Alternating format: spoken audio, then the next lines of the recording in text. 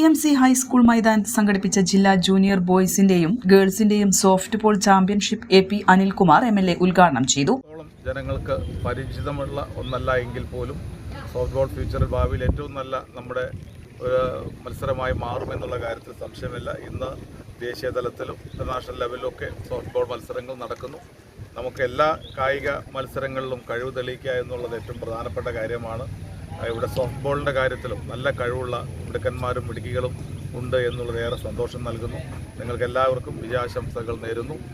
23ാമത് മലപ്പുറം ജില്ലാ soft ball ടൂർണമെൻറ്റിൻ്റെ ഔപചാരികമായ ഉദ്ഘാടനം നിർവഹിക്കുന്നു. നന്ദി, നമസ്കാരം.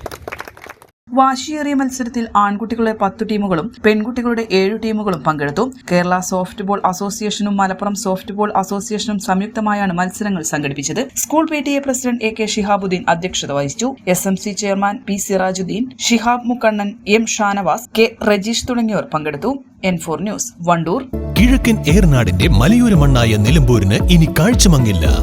ആധുനിക സാങ്കേതിക വിദ്യകളോടെ പ്രവർത്തനം ആരംഭിച്ച ടെക്ടോണ ഐ ഹോസ്പിറ്റൽ 1000-ൽ പരം തിമിര ശസ്ത്രക്രിയകൾ വിജയകരമായി പൂർത്തിയാക്കി മുന്നേറുകയാണ്. അത്യാധുനിക ചികിത്സാ സൗകര്യങ്ങൾക്കൊപ്പം വിദഗ്ധരായ ഡോക്ടർമാരും സേവന തൽപരരായ ജീവനക്കാരും ടെക്ടോണയെ മറ്റു നേത്ര ആശുപത്രികളിൽ നിന്നും വ്യത്യസ്തമാക്കുന്നു.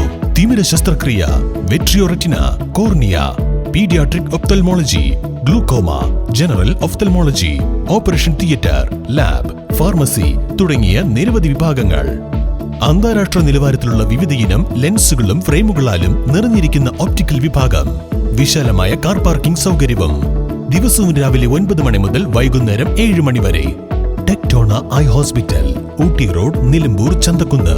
ഫോൺ 9605221501, 0493 122 1501.